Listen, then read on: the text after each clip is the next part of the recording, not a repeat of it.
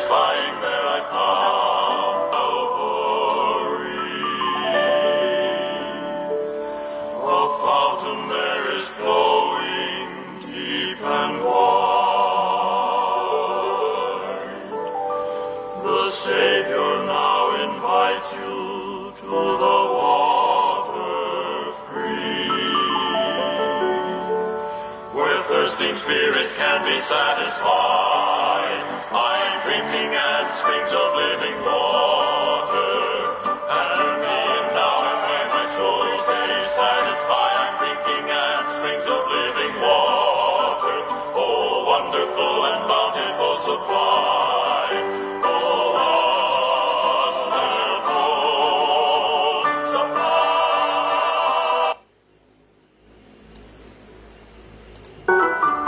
I thirsted in the barren land of sin and shame, and nothing satisfying there I found. But to the blessed cross of Christ one day I came, where springs of living water did abound. Drinking at the springs of living water, and me now am my soul stays satisfied. Drinking at the springs of living water, oh wonderful and bountiful supply. How sweet the living water from the hills of God. It makes me glad and happy all the way. Now glory, grace and blessing mark the path I've trod. I'm shouting hallelujah every day.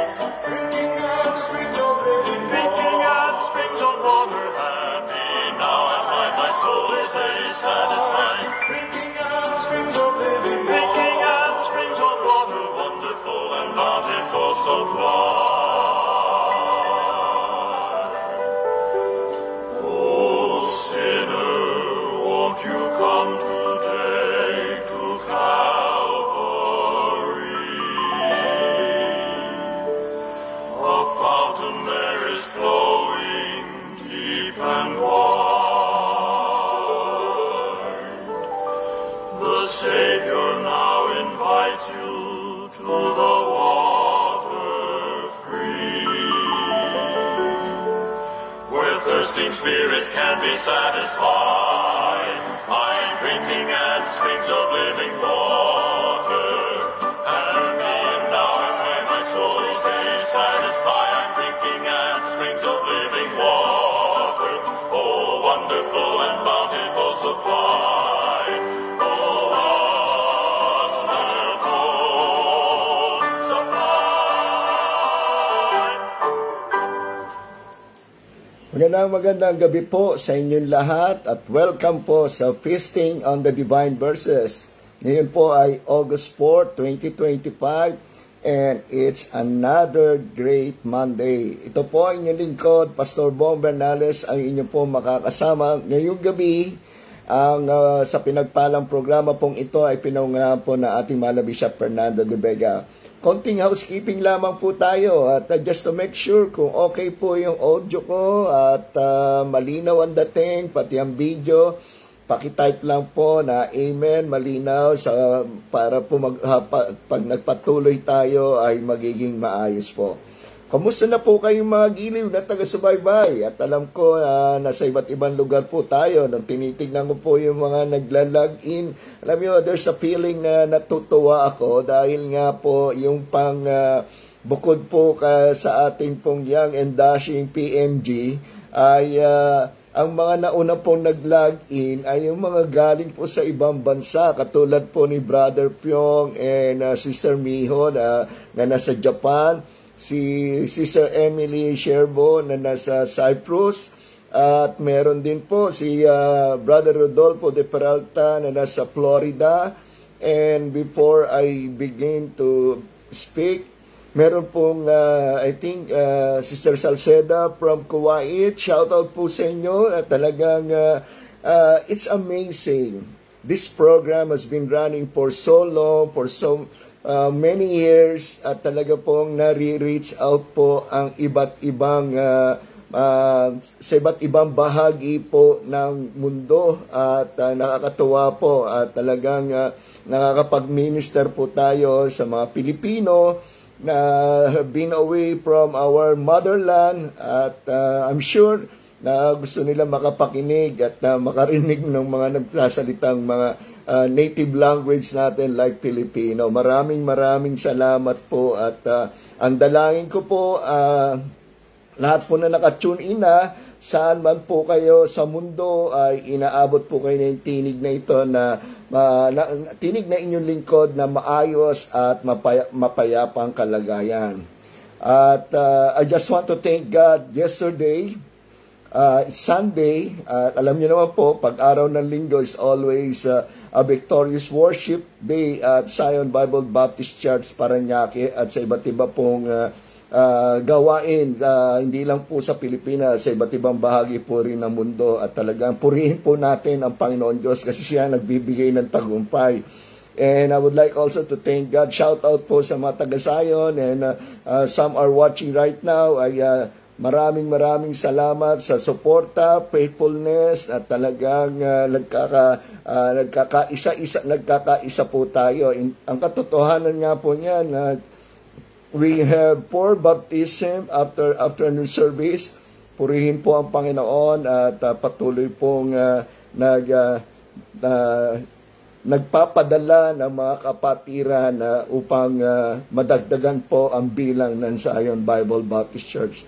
And some churches as well, I believe there are baptism and dumarami po ang nagiging bahagi at kasapi ng mga gawain. Okay?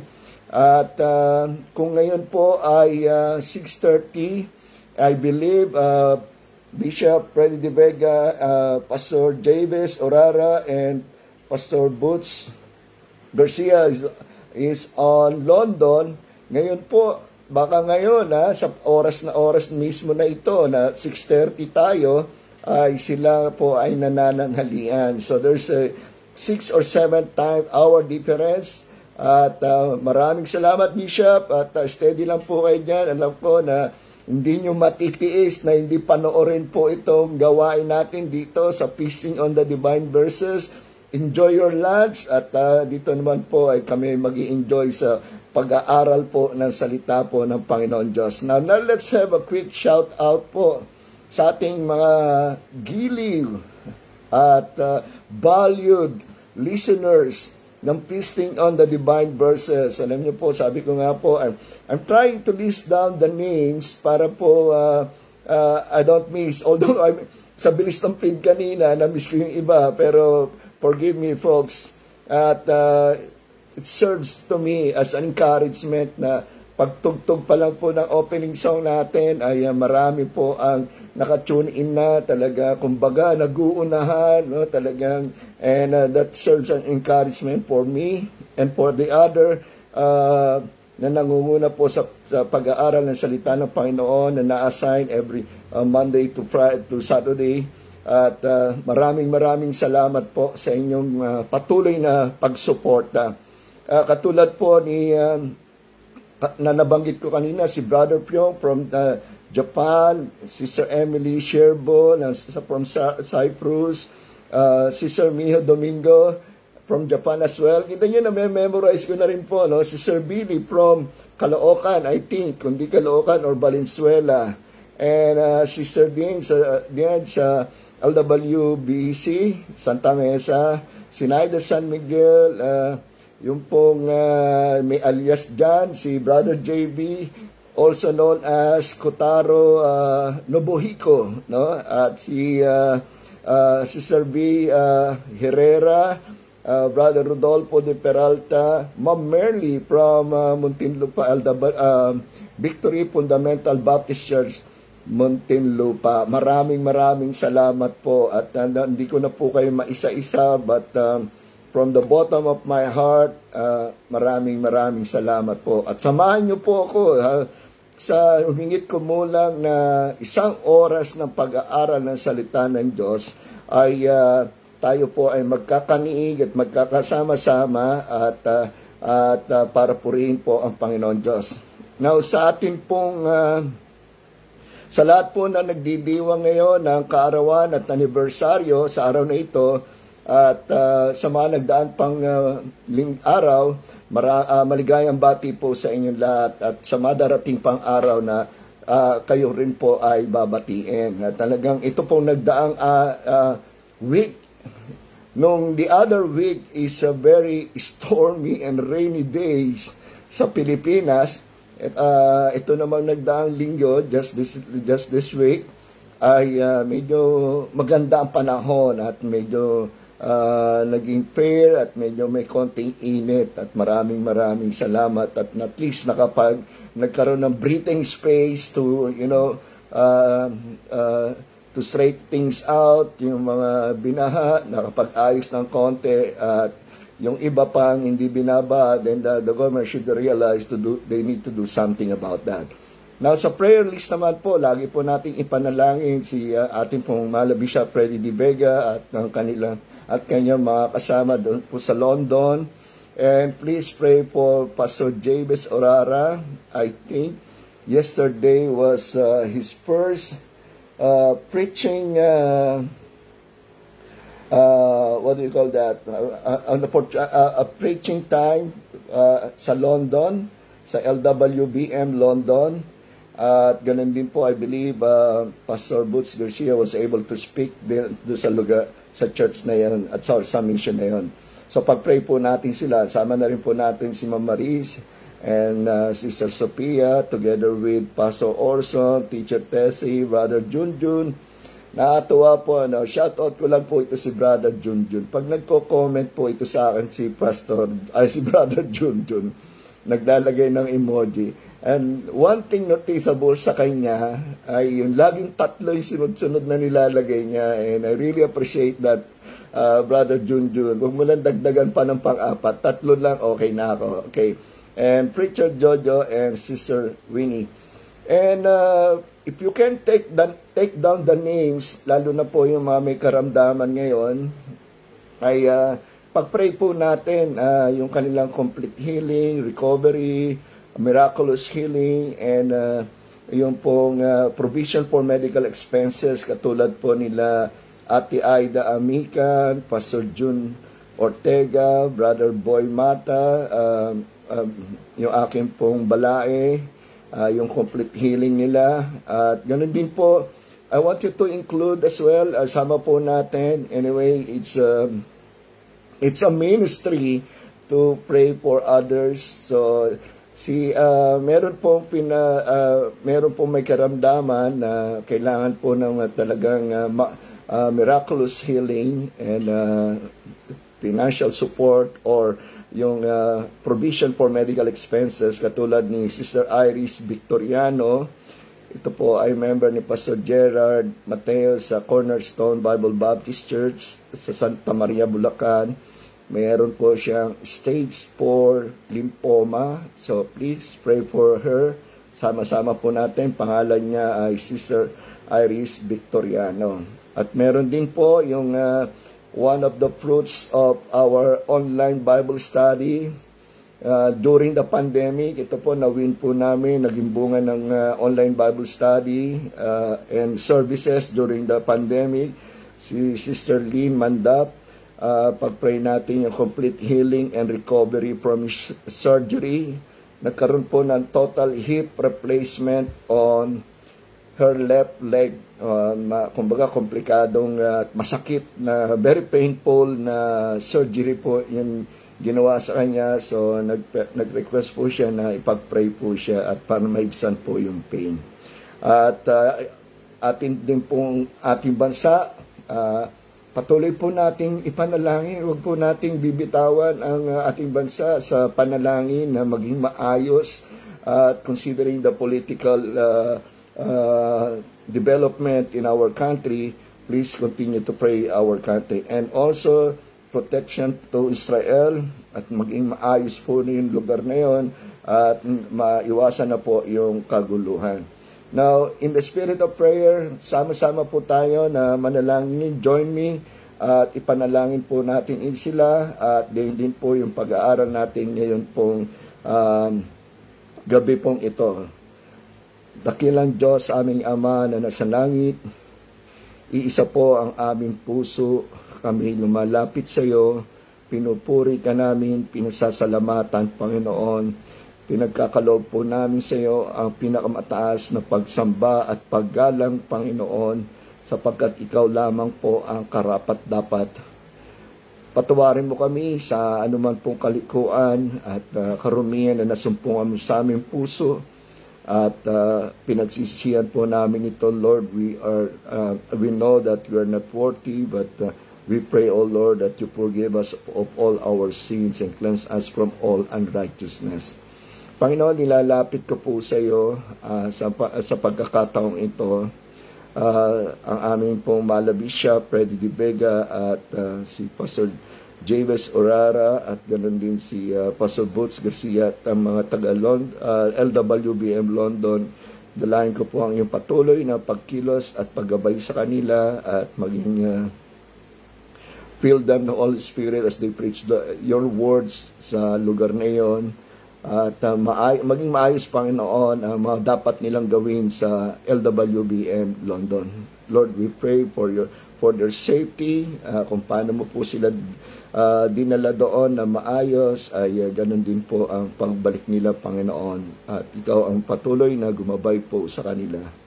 Praying as well for Ma'am Maris and Sister Sophia.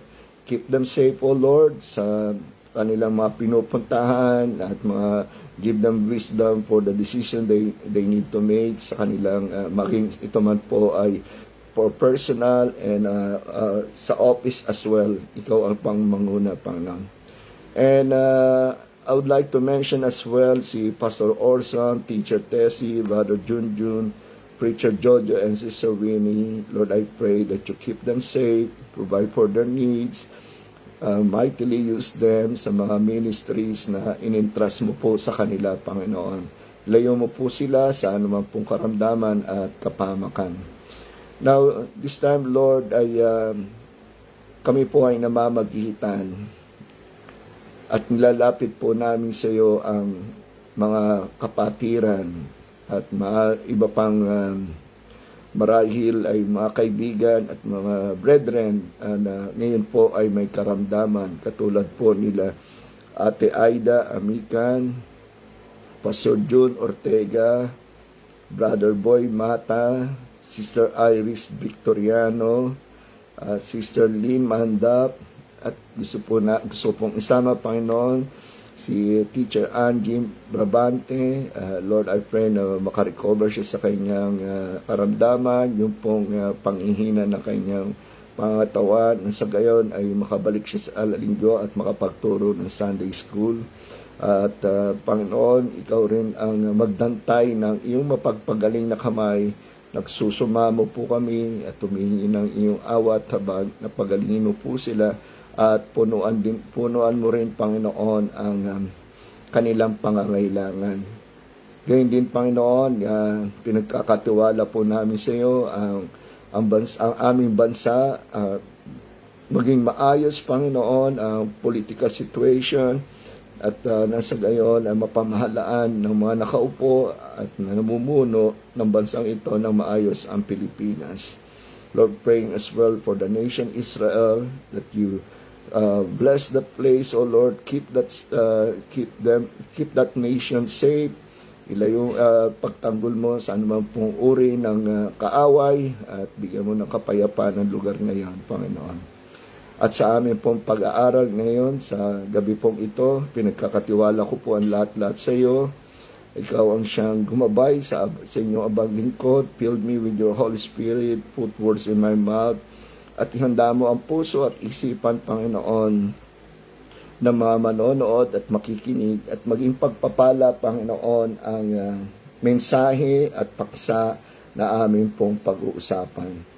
Tinataas ko ang iyong banal na pangalan, Panginoon, at pinagkakatiwala po ang sandaling ito na hindi mo kami pababayaan at pangungunahan mo po kami sa pag-aaral ng iyong salita. Sa pangalan ng Panginoong Hesus, ito po aming dalangin. Amen at amen. Okay, tayo po ay mag-aaral na. I'm sure everybody's ready. At kung nasa inyo po ang inyong mga banal na kasulatan, ay aanyayahan ko po kayong buksan po ang inyong mga banal na kasulatan sa James chapter 2, beginning with verse number 14 down to verse number 26. So we're going to read several verses, at habang binabasa ko po ang James chapter 2 verse number 14 down to 26, ay sundan po ninyo sa inyo ng inyong mga mata sa inyong mga banal na kasulatan, at nang sa gayon ay masundan nyo po ang atin pong pag-aaral at pagbasa. Now, in verse number 14 it says, "What doth it profit, my brethren, though a man say he hath faith, and have not works, can faith save him? If a brother or sister be naked and destitute of daily food, and one of you say unto them, Depart in peace, be you warmed and filled, notwithstanding you give them not those things which are needful to the body, what doth it profit? Even so faith, if it hath not works, is dead, being alone. Yea, a man may say, Thou hast faith, and I have works. Show me thy faith without thy works, and I will shew thee my faith by my works. Thou believest that there is one God, thou doest well. The devils also believe and tremble. But wilt thou know, O vain man, that faith without works is dead? Was not Abraham our father justified by works, when he has offered Isaac his son upon the altar? See thou how faith wrought with his works, and by works was faith made perfect. And the scripture was fulfilled which saith, Abraham believed God, and it was imputed unto him for righteousness, and he was called the friend of God. You see then how that by works a man is justified, and not by faith only. Likewise also was not Rahab the harlot justified by works, when she had received the messengers, and had sent them out another way? For as the body without the spirit is dead, so faith without works is dead also. Pagpalain ng Panginoon Diyos ang pagkabasa ng kanyang salita. Now, the title of our Bible sharing tonight is Faith Without Works is Dead. Now, napag-usapan muna po natin ang patungkol sa writer. Ito po ay walang iba, it is generally agreed that James, the Lord's brother, was the writer of the epistle. Ano po ba ang katangian ni Santiago? James in Tagalog is Santiago po, at yun po ang tawag sa kanya. Sa pasimula po, ito pong si Santiago, hindi po siya naniwala sa Panginoong Jesucristo. Kaya nga sinabi po ito sa John chapter 7 verse 5, For neither did his brethren believe in him. Wala sa sino mang kanyang mga kapatid ang naniwala sa kanya. Na habang ang Panginoong Jesucristo ay mamatay at malibing, at siya'y nabuhay na magmuli, and that's the time na talagang yung pong ginamit po yung pagkakataon na yon upang si Santiago or si James ay maniwala at manampalataya sa Panginoong Jesucristo. Kaya nga po na talagang masasabi po natin na lumipas ang panahon, at si James he was regarded as one of the leaders of the church at Jerusalem. Paano po natin, bakit ko po nasabi? Sinabi po sa Acts chapter 15, verse number 12 to 13.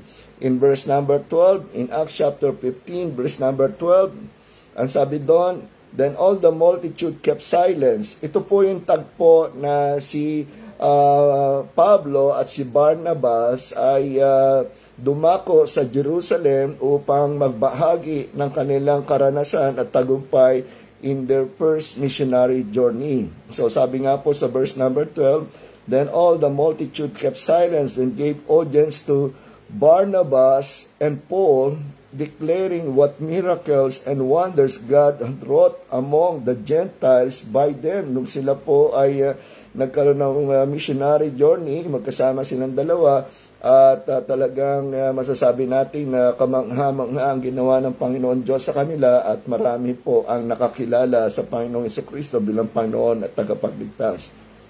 In verse number 13, dito po yung tagpo na si James o si Santiago ay nagsalita.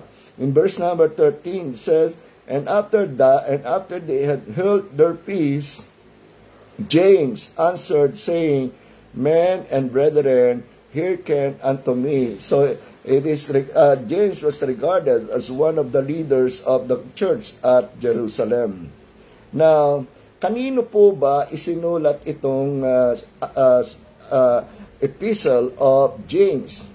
This letter is addressed, o ito po ay isinulat sa mga mananampalatayang Hudyo na nakatira o nananahan o they are staying or who live outside the Holy Land or Israel. And ang layunin po ng sulat na ito ni Santiago o ni James ay gusto po niyang i-encourage ang mga readers upang magkaroon ng kaalaman at pagtibayin ang kanilang pananampalataya at ipahayag ang kanilang pananampalataya and display their faith sa pamamagitan ng pagsunod sa Panginoon Diyos, especially in the treatment of other people. Now, James was really concerned kung a Christian should be on how he should treat other people and as their testimony as children of God. Kung tayo, sabi nga po niya, kung anak ka ng Diyos, then dapat maingat at meron pong maayos na pakikitungo sa ating kapwa, at yun din po yung ating patutuo bilang anak ng Diyos ay dapat maayos din po. Now, manifestation of faith in good works as contrasted with mere profession of faith. Ito po napakagandang paksa na ating pong pag-aaralan. Kaya hinihikayat ko po kayo na samahan niyo po ako. Sabi ko nga po, humigit kumulang ng 1 oras na pag-aaral para maunawaan natin bakit isinulat ni James yung napakagandang paksa sa buhay na may relasyon sa buhay ng isang mananampalataya. Kung si Apostol Pablo ay nung kanyang mga sinusulat na mga epistles, mga sulat sa iba't ibang lugar at mananampalataya sa mga churches in different places, ay nakapokus o nagbibigay katwira, nakapokus on justification before God. Yung ating pong pananampalataya bilang isang mananampalataya ay yung nakapokus before God. Yung pagbibigay katwiran before God, kung paano tayo dapat makipag-ugnayan sa ating Panginoon Diyos. On the other hand, James focused on justification before men. Kung paano naman tayo makipag-ugnayan sa ating kapwa-tao bilang anak ng Diyos. Now, siguro nasusundan nyo na po ako, dadaan-daan lang po tayo sa pag-aaral kasi ayokong magbigay ng maling impression sa pag-aaral na ito at malito tayo. Now, uulitin ko, si Pablo, nung sumulat po siya ng mga epistles ng different churches to the Christian in different places, it was about justification. It was focused on justification before God. At ito naman kung si James, nung siya'y sumulat, ang kanya naman focus is on justification before men. Kung ikaw ay isang mananampalataya at sinasabi mong ikaw ay may pananampalataya, ipakita mo sa pakipag-ugnayan mo sa tao bilang anak ng Diyos. Now, folks, I would like to emphasize and make it clear sa punto na ito bago po tayo magpatuloy na ako po ay naniniwala that salvation is by grace through faith in the Lord Jesus Christ alone. Period. Lagyan natin ng period doon.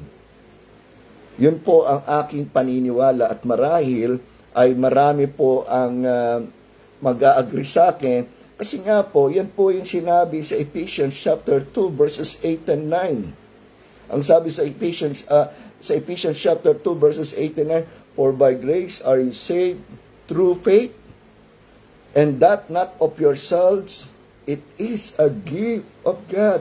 Ang kaligtasan ay handog ng Diyos. Not of works, hindi po tayo kailangan gumawa, not of works, lest any man should boast. Now, yun po yung pundasyon ng ating pag-aaral. At gusto ko pong doon tayo tumungtong para hindi mabuhay at matibay ang ating pong tutuntunang pundasyon at sa ating pong pagtatalakay ay magiging malinaw po. Now, what exactly the essence of the statement? Faith without works is dead. Yan. Ano kaya ibig sabihin ito? Simply, it means that faith without work is a dead faith. Kung sinasabi natin may pananampalataya tayo, pero hindi natin pinakikita sa gawa, ang ating pananampalataya ay patay. Kaya nga po, because it is dead, because the lack of works or testimony reveals an unchanged life. Kasi napakalinaw po na talagang masasabi po natin kapag meron pong nagpapahayag ng kanyang pananampalataya na may nagsasabi, and I'm sure you hear, you know a lot of people, Christians saying this, maraming mananampalataya na sila ay nakakilala sa Panginoong Jesucristo bilang Panginoon na tagapagligtas. And we cannot kumbaga, hindi natin masabi, hindi totoo yan. Not unless makita natin yung pagbabago, yung makita natin yung mga bagay na dapat masumpungan sa buhay ng isang mananampalataya. So, siguro po ay naririto na tayo sa ating pong pag-aaral. Again, for emphasis, sabi ko nga po sa inyo, ako po ay nangangaral, nagtuturo na that salvation is by grace through faith in the Lord Jesus Christ alone. Okay? Now, let me share to you mga ilang bagay po. Bakit ang isang mananampalataya ay kailangan ipakita rin po niya yung kanyang pananampalataya sa pamamagitan ng paggawa. Kasi yung pananampalataya natin dapat magbunga ng gawa. Okay? Now, let me start with point number 1. Point number 1 begins with this. Saving faith is demonstrated by good works to others. Yan. Balik po tayo sa ating teksto. Sa James chapter 2 verses 14 to verse number 20. Ito po ay merong a case in point for James to drive his point, no? Yung sinulat niya yung verses number 14 to 20. Sabi nga po, what doth it profit, my brethren, though a man say he had faith? Folks, as I've said earlier, may mga professing Christians na sabing na sila may pananampalataya, okay? And have not works, can faith save them? Can faith save him? Now, in verse number 5, ito na yung case in point. Sama-sama po tayo. Babasahin ko ng malakas ulit. At handa po natin ang ating puso at isipan. Sabi po rito, if a brother or a sister be naked and destitute, pag sinabi pong destitute, yung pong may pangangailangan ng pagkain, naghihikahos o nagugutom, to put it simply. Sabi nga po, And one of you say unto them, Depart in peace, be you warned and filled. Yan. Yung sumunod na bahagi ng talata, ang sabi po rito, Notwithstanding, you give them not those things which are needful to the body, what doth it profit? Verse 17, Even so faith, if it had not works, is dead being alone. Yea, a man may say, Thou hast faith, and I have works. Show me thy faith without thy works, and I will show thee my faith with faith by my works. Thou hast believed that there is one God, that thou devils also believe and tremble. Kung ang magiging basihan lang natin yung paniniwala, mas daig tayo ng diablo o yung masamang espiritu. Kasi nga sila nanginginig pa pag naniniwala. Now, verse number 20, But wilt thou know, O vain man, that faith without works is dead. Now, these verses, especially in verses 14 to verse number 17, emphasizes or highlights the meaningless of claiming to have faith but failing to demonstrate it through actions. Yung po bang yung kanyang pananampalataya ay walang kabuluhan dahil hindi niya na ipahayag, ipinakita sa pamamagitan ng pagkilos ang kanyang pananampalataya. Now, mere words of compassion, there's nothing wrong with that. Don't get me wrong. Yung maawa tayo, probably it's a natural human reaction. Pero kung sinasabi nating mananampalataya tayo, may pananampalataya tayo, and the mere words of compassion are meaningless if they are not accompanied by physical act of kindness and help. Maaaring sabihin natin, nakakaawa naman siya. Pero wala tayong ginawa. Anong halaga nung sinabi natin nakakaawa? Yung isang tao na walang nilalamig, marahil hindi sapat yung balot ng katawan niya. In that place, sa Middle East, may panahon na talagang may malamig na panahon. At siya, ang isang tao, ay nagugutom. At talagang, ang sabi natin ay talagang nakakaawa, pero wala tayong ginawa. Ni maliit na bagay para maibsan yung paghihirap. Dahil naawa tayo. Ang sa totoo lang, to me, personal ko lang po ito, ang isang taong naaawa, gagawa ng paraan po yan para ipahayag niya at ipadama niya ang kanyang tunay na awa at nais niyang tumulong. Hindi naman po sinabi na lahat ng bagay na meron ka, ibigay mo doon sa taong nangangailangan.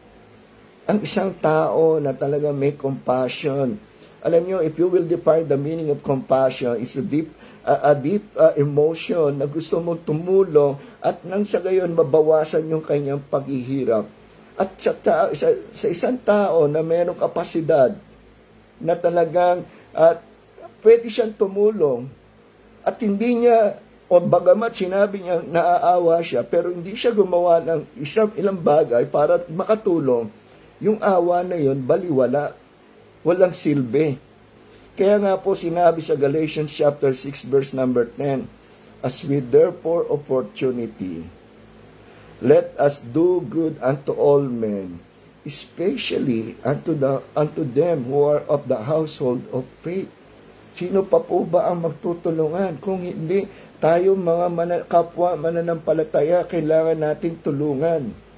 Hindi po pwede na sabihin natin, nakakaawa ka naman, pero wala tayong gagawin. Ano halaga nung sinabi mo? Ano halaga nung sinabing nakakaawa ka, pero hindi ka nakatulong? Ganon din sa isang pananampalataya. Siya ay may pananampalataya, Pero hindi niya pinapakita yung kanyang pananampalataya. Marahil ang buhay niya nandun pa rin sa bulok na kaparaanan, sa bulok na pamumuhay. Meron pa rin siyang bisyo at kung ano pa rin ang ginagawa. Kabalintunaan sa kanyang pananampalataya. Kumbaga, kung those who are professing that they believe on the Lord Jesus Christ as Lord and Savior, pero yung kanyang pinamumuhay, yung buhay niya ay baligtad doon sa sinasabi niya. Anong klase yung mangyayari kung hindi malilito ang tao at hindi maniniwala? Now, in verse number 17, ito po ang maganda. Concludes the point being driven from verse number 14 to 16. Verse number 14 to 16 is the case in point. Napakaliwanag po ng halimbawa na sinulat ni Santiago at sinulat ni James. Sabi nga po, even so faith, if it hath no works, is dead being alone. Nilinaw po ni James, the true faith is inseparable from good works.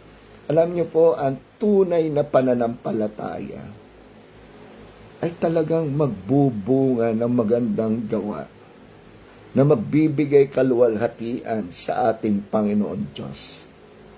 Kapag sinabi ng isang tao na siya ay mananampalataya, siya ay ligtas, siya ay nananampalataya sa Panginoong Jesucristo,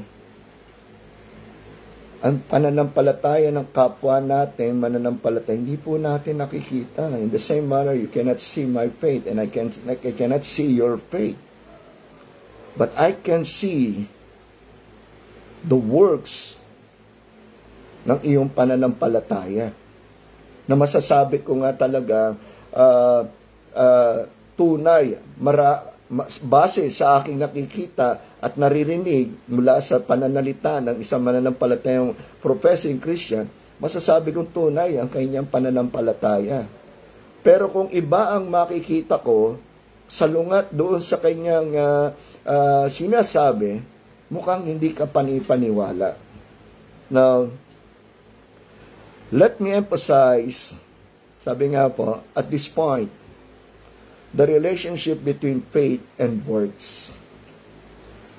James, pinahayag niya po yung a well-rounded view of faith that involves both faith and action. Faith is an inward matter. Kaya nga po, katulad ng sinabi ko sa inyo, hindi ko po nakikita ang inyong pananampalataya sa Panginoon Diyos. Katulad din ng sa akin, hindi nyo po nakikita ang aking pananampalataya sa ating Diyos. But faith has to be demonstrated. Pero kailangan kong ipahayag, ipakita, i-express outwardly sa pamamagitan ng aking action. I hope and I pray, folks, kung nasusundan nyo po ako at this point, type niyo lang po, Amen. At nang sa gayon ay makapag-interact naman po tayo ng maayos at magkasunod-sunod yung ating pong pagtatalakay. Now, if you agree with me, please type Amen. Sabi nga po, faith is an inward matter. Yung pananampalataya natin sa Panginoon Diyos, it's an inside matter. No one can see that. Only God can see our faith. Pero yung pananampalataya natin, when we say that we believe on the Lord Jesus Christ as our Lord and Savior, it has to be demonstrated outwardly. It has to be expressed outwardly through deeds or action. Doon nga natin, yun naman na nakikita ng ating kapwa. Now, for better appreciation of the context of these verses, sumulat po siya. Remember, ito pong epistle na ito, again, for emphasis, at nasusundan niyo po ako, sinulat po ito ni James sa mga Hudyong mga mananampalataya na nagkakaroon po sila ng a sort of challenge na dahil nga po nagkaroon sila ng new identity na ngayon sila ay tagasunod o disipulo alagad ng Panginoong Jesucristo. Na nung una, ibang-iba po yon. So ginagabayan po sila ni James na kailangan, kung ikaw ay nanampalataya, ipakita mo ang iyong pananampalataya by works, by deeds, and by works. James is guiding these Jewish Christians every day in their Christian life with emphasis on the incorporation of faith and works. Hindi po ito pagtuturo na ang kaligtasan ay dapat faith plus works equal salvation. Hindi po. Hindi po ganyan ang tinuturo ko rito. Ang sinasabi ko rito, yung faith na tayo ay, sinabi natin tayo ay ligtas, dapat, if we are saved, then we need to manifest, express outwardly our faith in deeds and action that will confirm our salvation. Na talaga ligtas nga siya. Hindi ko po sinasabi rito na works plus faith, faith plus works is salvation. Hindi po. Kasi kung gano'n ang kung sino man po yung nagtuturo ng gano'n, parang sinasabi nung nagtuturo na yon na kulang ang kamatayan at pagkabuhay na muli ng Panginoong Jesucristo para iligtas ang tao sa tiyak na kapahamakan. Now, let me go to what we can learn from verses 14 to 20. What we can learn from verses 14 to 20. These verses remind us of the inseparable connection of faith. Folks, always take note of faith and works in the life of Christians. Katulad nga po ng sinabi ko kanina, kung kayo ay kabubukas lang ng cellphone and you happen to be watching the live streaming right now, na ang kaligtasan ng kaluluwa ng isang makasalanang tao na nagsisi ay sa pamamagitan ng biyaya, sa pamamagitan ng pananampalataya sa Panginoong Jesucristo at alone, period, wala na pong dagdag. No one can add from that. And that's what the foundation of our Bible sharing tonight. Now, they lead, one is, these verses remind us of the inseparable connection of faith and works in the life of Christians. Kaya nga po, kung tayo po ay nanampalataya at nabubuhay na mahabang panahon sa mundo, dapat ipakita po sa pamamagitan ng ating gawa, pakikipag-ugnayan sa kapwa, araw-araw ang ating pananampalataya. Now, they lead us to examine and confirm our beliefs are reflected in our faith. Hindi po ba? Ang isang mananampalataya nang siya'y maligtas at sa mga susunod na araw na kanyang pakikisalamuha sa mundo, sa marumi at masamang sanlibutan, dapat nakita yung pagbabago. Hindi po ba? Kaya nga po napakalinaw naman po sinabi sa 2 Corinthians chapter 5 verse 17. It's a conclusion. Sabi nga po, therefore, in 2 Corinthians chapter 5 verse number 17, therefore, if any man be in Christ, he is a new creature. So, all things are passed away, and behold, all things become new. Kailangan makita ang pagbabago. Hindi pwede po yung we profess, we claim that we are saved. We proclaim or we profess that we receive the Lord Jesus Christ as Lord and Savior. Pero nandun pa rin tayo sa lumang pamumuhay, walang makitang pagbabago. May bisyo pa rin tayo, meron pa rin, wala tayong interest sa gawain ng Panginoon Diyos, at talagang tayo'y nabubuhay sa kasalanan, at walang makitang kabanalan sa atin, at sasabihin natin tayo ay may pananampalataya. Mukhang malilito po, at mawawalan tayo ng kapangyarihan na mag-akay ng mga kaluluwa sa Panginoon Diyos. Then they challenge us to live out faith in a way that brings glory to God and demonstrate love for others. Alam nyo, marami na po akong patotoo ng isang mananampalataya ang narinig ko na po.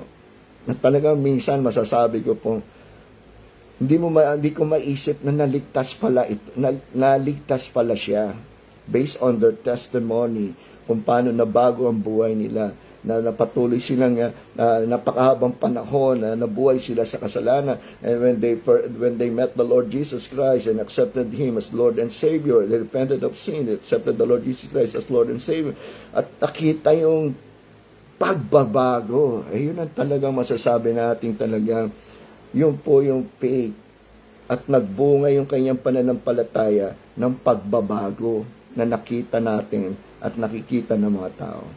Now, let me go to point number 2. Sabi nga po, point number 1 is saving faith is demonstrated by good works. Okay? By good works to others. Now, point number 2, saving faith is demonstrated by obedience to God. Ito, napakahalaga din po ito. Sinabi po sa verses number 21 to verse number 24. Ang sabi nga po rito, was not Abraham our father justified by works when he had offered Isaac his son upon the altar? See that how faith wrought with his works, and by work was faith made perfect, and the scripture was fulfilled which saith, Abraham believed God, and it was imputed unto him for righteousness, and he was called the friend of God. Wow! Siguro yun na yun talaga makikita natin na Abraham and God was so close. And verse number 24, you see then how that by works a man is justified and not by faith only. Now let me tell you folks, bakit sinunod ni Abraham ang Panginoon Diyos doon sa lugar na hindi niya alam? Pinapunta siya ng Panginoon Diyos at iaalay niya yung kanyang anak. What made him to obey God? Because of his faith. Kasi kung walang pananampalataya si Abraham, if you will read Genesis chapter 22 particularly, talaga masasabi po ninyo na kung hindi tunay ang pananampalataya ni Abraham, hindi siya susunod. Una, hindi niya alam. Pangalawa, isang anak yan. Tapos, iaalay pa. Now, if you will read Genesis chapter 22, lalo na nagtanong si Isaac, sabi niya, ito na yung kahoy, ito na yung apoy. Nasaan yung iaalay? Anong sabi ni Abraham? God will provide Himself with a ram. Ram, hindi tao. And when he was about, he thrust yung knife kay Isaac. Based on his faith, nag-provide ang Panginoon Diyos. See, there got to be a proof of our faith, and that is obedience to God. In verses 21 to 24, we're going to review the story of Abraham, how his faith was demonstrated through his obedience to God. In Hebrews chapter 11 verse 8, sabi po rito, by faith, in Hebrews chapter 11 verse number 8, by faith, Abraham, when he was called to go out into a place which he should after receive for an inheritance, obeyed, and he went out, not knowing whither he went. What drove him to follow God? Because of his faith. Pinakita ni Abraham yung kanyang pananampalataya, his willingness to obey, an act on God's command sa pinag-uutos ni Abraham. Hindi po siya nagreklamo. If you will read, talagang Abraham is a man of faith. Wala na siguro makakapantay sa pananampalataya. For me, ito na siguro yung pananampalataya na sinubok, na ibibigay niya yung kanyang anak. such as when he was willing to sacrifice his son, Isaac, in Genesis chapter 22. It's not enough to simply believe in something. We must also live out our beliefs. If there's anyone here watching this video, this live stream, and we say we have faith in the Lord Jesus Christ as our Lord and Savior, ipakita na ang buhay natin na sumusunod tayo sa Kanya sa pamamagitan ng physical action that reflects our faith. Good works do not save. Again, I will say that good works does not save. Hindi po nakakapagligtas ang anumang uri ng mabuting gawa. Sabi nga ng Banalak sa Latan, ang katapat lang, ang katulad ng magagandang gawa natin ay maruming basahan sa harap ng Panginoon Diyos. Good works do not save, but they are natural result of a faith which saves. Sana nasundan niyo po ako doon. Napakahalaga po na sinabi ko pong yan. Yung pong magandang gawa, hindi po nakakapagligtas yan. Yan ay bunga lang ng ating pananampalataya na nagligtas sa atin. Pananampalataya sa Panginoong Jesucristo na nagligtas sa atin. Obedience to God is the mark of a saving faith. Kailangan ipakita natin sa physical na action. To give you an example na lang, para mas malinaw-linaw yung ating pong pagpapaliwanagan. Di po ba pag araw ng linggo, saan po dapat masusumpungan ang mga mananampalataya? Kung sinasabi, di ba may mga nagsasabi ako mananampalataya, pero pag araw ng linggo, nasaan sila? Wala sa simbahan. Nasa kung saan-saang lugar, nagliliwaliw. At sasabihin nila, ako'y mananampalataya. Binibigyan nila ng prioridad ang kanilang laman, magpupunta sa iba't ibang lugar at isasantabi ang pananampalataya at talagang, ano nga ang sabi ng Panginoon Diyos? You live out our beliefs. Ipamuhay natin ang ating pananampalataya through physical action. Pag araw ng linggo, dapat ang bawat sambahan, kung talagang ang bawat mananampalataya ay mabubuhay sa kanilang pananampalataya, punong-puno ang bawat simbahan ng mga mananampalataya. Pero marami nagsasabi, siya ay mananampalataya, pero wala siya, hindi niya maipakita sa pamamagitan ng kanyang action, ang kanyang pananampalataya. Now, let me go to point number 3, at dito po tayo magtatapos. Saving faith is demonstrated by changed life, belief. Now, look at verse number 25 to 26. Ang ganda na sinabi sa verse number 25 to numbers 26. Likewise, also was not Rahab the harlot.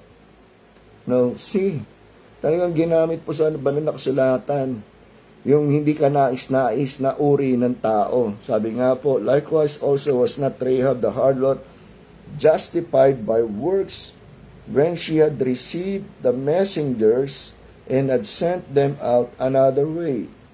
For as the body without the spirit is dead, so faith, again it was emphasized, so faith without words is dead also. Now, for us to have a better understanding of our last point, saving faith is demonstrated by changed life. Kailangan kilalanin muna natin si Rahab. Sino ba itong si Rahab na ito? Bakit nabanggit ito? Ito ba ay napaka dakilang tao? Para ito ba ay mahalin tulad ba ito kay David, kay Abraham, kay Moses? Rahab is a significant figure in the Bible, known for her faith. and courage in helping Israelite spies in Jericho. Kasi may ginawa siya eh. Talagang turning point ng kanyang buhay yun eh. Na talagang siguro masasabing, ito na yung pagkakataon to prove mo yung pananampalataya mo. Siya isang Canaanite woman. Now, ready for this? Hindi po siya marangal na babae. Siya ay prostitute. Spiritually, Rahab was not an ideal person to come to faith in the one true God and the God of Israel. Kung iisipin natin, biro mo yung isang prostitute, lalapit ba ito sa gagawa ba ang kabanalan sa buhay niya? She was, again, folks, a citizen of wicked city.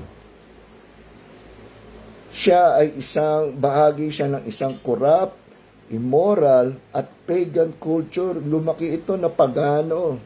At talagang masasabi natin na talagang hindi marangal ang kanyang buhay. Kaya lang, dahil nga sa marami siyang naging kliyenteng mga lalaki, narinig niya sa maraming lalaki, being a prostitute, she came into contact that the Israelites were to be feared in Joshua chapter 2 verses 9 to 13, but we're not going to read that for the sake of time. She heard the story of the Israelites, how they escaped from Egypt, and how they left Egypt, and how the Israelites crossed the Red Sea. Nabalitaan niya yun. May mga nagkwento sa kanya. And the wanderings in the wilderness, and the recent victory over Amorites. So, to put it in a simple way, may nagbahagi sa kanya ng kaganapan ng mga himala at amazing and wonders na ginawa ng Panginoon Diyos sa nation Israel. Ano nangyari? She learned enough and pronounced her faith in God in Joshua chapter 2 verse 11, the second part of Joshua chapter 2 verse 11. Nung sinabi niya, for the Lord your God, he declared this, folks, for the Lord your God, he is God in heaven above and in earth beneath. It's a declaration of faith. In this change of heart, folks, coupled with the actions prompted by faith, yung kanyang pananampalataya sa Diyos ng Israel, na kinilala niya na Diyos ng langit at ng lupa at ng lahat ng bahagi, ito ay nagbunga to save her family, to save her and her family. Rahab was the first recorded Gentile convert. She was saved because of her faith as demonstrated when she welcomed the spies. In Hebrews chapter 11 verse 31, the Bible says, by faith the harlot Rahab perished not with them that believed not, when she had received the spies with peace. Nung tinanggap niya yung mga espiya, hindi niya pinagkanulo. Rahab and Christians are saved by an act of grace through faith. True faith requires is exemplified by action. In James chapter 2, kung tunay ang pananampalataya ng isang pananampalataya mo, dapat ipahayag mo sa kilos, pakita mo sa pamamagitan ng iyong pagkilos. Sabi nga po, Rahab had to put the scarlet cord out of the window. Kasi yun ang inutos sa kanya. Para maligtas ka, itong bintana mo, lagyan mo ng pulang tali. Christian must accept Jesus Christ as their Savior and Lord. And then go on, live in a manner that verifies that our faith is real. Rahab could have indicated that location of her home in any number, kasi yun ang sinabi sa kanya ng espiya, At lagyan mo ng talim pula ang iyong bintana na sa gayon malaman namin na ikaw ang nandyan. But the only way she could be spared was to follow the directions given to her by the Israelites in Joshua chapter 2. Our faith and our action should prove or validate our faith. Now, realization from this message, at dito po tayo magtatapos. Faith without words is dead, or emphasis. It was emphasized by the Epistle of James that if someone claims to have faith, pero hindi niya pinakikita sa pamamagitan ng kanyang gawa, yung kanyang pananampalataya is useless and ineffective. Masakit pakinggan, pero it's true. It's true. Then, what we believe determines our actions. Good words, again folks, before ito iiwan ko sa inyo, huwag po tayo magkaroon ng kalituhan, good words are not the basis for salvation, but rather a natural outcome and evidence of genuine living faith. And anyone who has true faith can confirm that there was a change in his or her life. And that validates her faith. Sumusunod siya sa Diyos dahil sa kanya, dahil bunga ng kanyang pananampalataya. In essence, in James chapter 2 verses 14 to 26, tinuturo po nito that true faith motivates believers to live out their belief through loving actions. Yun po binibigyan ng diin itong ating pong teksto, James chapter 2 verses 14 to 26. Ipamuhay natin yung ating pananampalataya sa pamamagitan po ng mga ginagawa natin, pakikipag-ugnayan natin sa ating kapwa, ipinapahayag natin ang ating pong pananampalataya. Service to others and obedience to God. Dito po tayo nagtatapos at sana po ay ito ay naging pagpapala. Tayo po ay manalangin. Dakilang Diyos, aming Ama na nasa langit, maraming salamat, Panginoon, sa panahon na pinagkaloob mo. Kami po, Panginoon, ay nagkaroon ng pagkakataon na mag-aral ng iyong salita. At dalayan ko po, Panginoon, na ito po ay nagbigay ng kaliwanagan at nagpatibay sa pananampalataya ng bawat isa. At ito ay naging hamon din po sa amin na kami po ay mabuhay ng may mabuting patotoo, binagong buhay, na makikita nila, Panginoon, ang aming Panginoon at tagapagligtas na sa Panginoong Jesucristo sa aming pong buhay. Nang sa gayon, ay mahimok namin sila sa mga taong hindi pa nakakilala sa iyo bilang Panginoon at tagapagligtas, na lumapit at kilalanin ka rin bilang Panginoon at tagapagligtas. Sa pangalan ng Panginoong Yesus, ito po aming dalang. Amen at amen. Atin po laging tatandaan yung Matthew chapter 4 verse number 4. But he answered and said, it is written, man shall not live by bread alone, but by every word that proceeded out of the mouth of God. Mula po sa bumubuo ng programang Feasting on the Divine Verses, sa pangunguna po ng ating mahal na Bishop Fernando de Vega, sa pamamahala ni Pastor Norman Gatdula, ito po ang inyong lingkod, Pastor Bong Bernales, nagsasabing, sa Diyos ang lahat ng kapurihan at kaluwalhatian. Magandang gabi po sa inyong lahat at pagpalain po tayo na ating Diyos na buhay. Glory how a Savior came from glory, how he gave his life on Calvary to save a wretch like me. I heard about his groaning, of his precious blood's atoning. Then I repented of my sins and won the victory. Oh, victory in Jesus, my Savior forever. He sought me and bought me with his